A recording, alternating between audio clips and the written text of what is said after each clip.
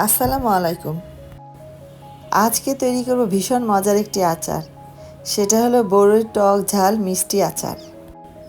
এই বড়ইর আচার সারা বছর কিভাবে সংরক্ষণ করে খাওয়া যাবে সেটাও আজকে শেয়ার করব আপনাদের সাথে। আজকে আচার তৈরি করার জন্য 1 কেজি বড়ই নিয়েছি। বড়ইতে অনেক ময়লা থাকে, তাই বেশি করে পানি দিয়ে 3 থেকে 4 বার ধুয়ে নিব। এরপর বড়ইর বোটাগুলি ফেলে দিব। বড়ইতে পোকা থাকতে পারে। বড়ইর বোটা ফেলার সময় সেটা বেছে চেক করে নিব। দেখুন, বড়ইর বোটা ফেলার সময় বড়ির সাইডের একটু স্কিন সহ চিমটি কেটে ফেলে দিব। এভাবে সবগুলি বড়ই খুঁটে পরিষ্কার করে নিব। সবটুকু বড়ই বাছা হয়ে গেছে। এখন চুলায় একটি কড়াই বসিয়ে পানি গরম করে নিয়েছি। এই গরম পানিতে 1 ঘন্টার জন্য বড়ইগুলি ভিজিয়ে রাখব। পানি সহ বড়ই চুলা থেকে সরিয়ে এক সাইডে রেখে দিব। এখন আচারের জন্য মশলা তৈরি করে নিব। প্রথমে 4টা শুকনা মরিচ নিয়েছি।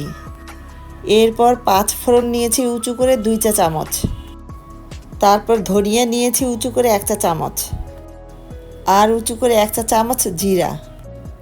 এখন মশলাগুলো ভেজে নিব। প্রথমে শুকনা মরিচটা ভেজে নিতে হবে। শুকনা মরিচটা একটু ভাজা হয়ে আসলে বাকি মশলাগুলো দিয়ে দিব। মশলাগুলো 2 মিনিটের মতো লো হিটে ভেজে নিব। মশলা অতিরিক্ত ভাজবো না, যখন একটু কালার চেঞ্জ হবে, মশলা থেকে সুন্দর একটা অ্যারোমা বের হবে, তখন চুলা থেকে নামিয়ে ফেলবো। মশলা বেশিক্ষণ ভাজলে তিতা লাগবে। আচারের মশলাটা গুঁড়া করে নিয়েছি। এরপর চুলা একটা প্যান বসিয়ে দিয়ে 1/2 লিটারের মতো পানি দিব। আচারে দেওয়ার জন্য এখানে 1/2 কিলো আখের গুড় নিয়েছি। এই পানিতে আখের গুড় দিয়ে দিব। অবশ্য আচারের পরে চিনিও দিব। গুড় গলানোর জন্য পানিতে জাল দিয়ে নিব। বড়ইর আচারে আখের গুড় দিলে আচারটা বেশি মজা হয়। গুড় গোলানো হয়ে গেছে, এখন চুলা থেকে নামিয়ে ফেলবো। এরপর চুলায় একটা কড়াই বসিয়ে দিলাম। কড়াইতে 1/2 কাপের মতো সরিষার তেল দিয়ে দিলাম। আপনারা চাইলে এই পর্যায়ে 5 ফোড়ন 1 চা চামচ ও 2-3টার মতো শুকনো মরিচ দিতে পারেন। তবে এখানে আমি আস্ত মশলা ব্যবহার করব না। আস্ত মশলা মুখে পড়লে খেতে ভালো লাগে না। গরম তেলে বড়ইগুলো দিয়ে দিলাম। বড়ইগুলো যে গরম পানিতে ভিজিয়ে রেখেছিলাম, সেই পানি থেকে বড়ই ছেঁকে তুলে নিয়েছি। বড়ই তেলের মধ্যে কয়েক মিনিট ভেজে নিব। এরপর দিব আখের গুড় যে পানিতে জাল দিয়ে রেখেছিলাম, সেই গুড়ের পানি একটা ছাঁকনির সাহায্যে ছেঁকে দিয়ে দিব। এতে করে আখের গুড়ে যদি কোনো ময়লা থাকে সেটা ছাঁকা হয়ে যাবে।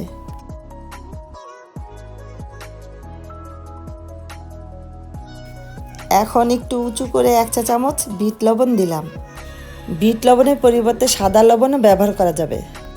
তবে আচারে বিট লবণ ব্যবহার করলে আচারটা বেশি টেস্টি হয়। আচারের শুরুতে সরিষার তেলে আমি আস্ত 5 ফোড়ন দেই নাই, তাই আমি 1 চা চামচ 5 ফোড়ন দিলাম। আস্ত 5 ফোড়ন মুখে পড়লে খেতে ভালো লাগে না, তাই আমি গুঁড়াটা ব্যবহার করলাম। আচার টেস্ট করে মনে হচ্ছে আরেকটু লবণ লাগবে, তাই 1/2 চা চামচের মতো লবণ দিয়ে দিলাম। আচারের পানিটা অনেকখানি শুকিয়ে গেছে। এখন 1 কাপের মতো চিনি দিব। বড়ইগুলি বেশি টক ছিল, তাই 1 কেজি বড়ইতে 1/2 কেজি গুড় ও 1 কাপ চিনি দিলাম। আচারটা ঘন হয়ে এসেছে। আচারের যে মশলা গুঁড়া করে রেখেছিলাম, এ পর্যায়ে তা দিয়ে দিব। মশলাটা আচারের সাথে ভালো করে মিশিয়ে দিব। লো টু মিডিয়াম আঁচের মাঝামাঝি রেখে আচারটাকে অনবরত নাড়তে হবে, যাতে নিচে লেগে না যায়। আচারটা অলমোস্ট হয়ে গেছে। এখন ভিনেগার দিব। এখানে 1/2 কাপ ভিনেগার দিলাম। এই ভিনেগার প্রিজারভেটিভের কাজ করবে। আচারটা বাহিরে 6 মাসের মতো সংরক্ষণ করে রেখে খাওয়া যাবে। আর ফ্রিজের নর্মাল চেম্বারে 1 থেকে 1.5 বছর পর্যন্ত রেখে খাওয়া যাবে। তবে আচারটা এতটাই মজা হয় যে তাড়াতাড়ি শেষ হয়ে যায়। আচারে আঠালো ভাব চলে এসেছে, এর থেকে বেশি জাল দিব না।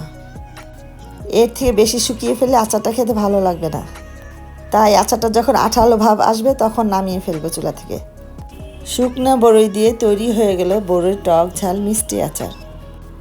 এই আচারটা এতটাই মজা হয় যে একবার খেলে বারবার তৈরি করে খেতে মন চাইবে। ভিডিওটি ভালো লাগলে লাইক কমেন্ট শেয়ার করার অনুরোধ রইল।